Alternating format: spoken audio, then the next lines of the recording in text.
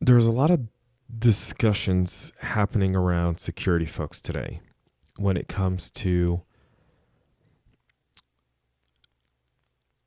not if but when, and then when happens, how do you kind of deal with those specific issues? What kind of advice, as someone who's, you've done it for so long, Yes. and you've done so successfully for so long, what kind of advice would you give to someone who's aspiring to be a CISO? Because it's not an attractive position. The title's attractive.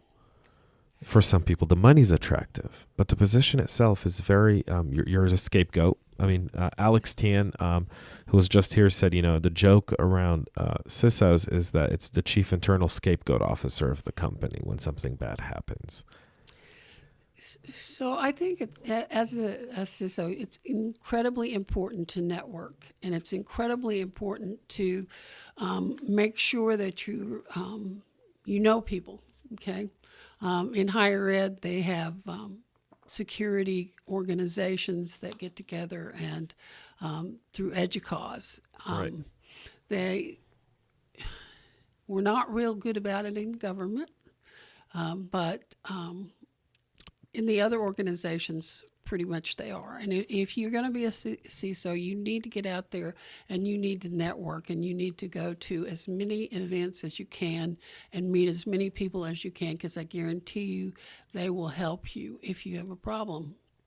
I would also tell you to constantly be going for training classes, going and learning what's going on. Go to SANS, go to RSA, go to as many things as you can afford to go to, and just make sure you are staying on top of what's going on, because you could be the scapegoat. The CIO can be the scapegoat, but if you're doing your due diligence, that's the best you can do.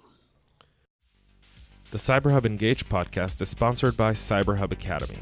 CyberHub Academy are cyber business operation experts, helping any size business operationalize cybersecurity within their organization, whether it be tabletop exercises, security assessments, or building a cybersecurity strategy. For more, go to cyberhubacademy.com.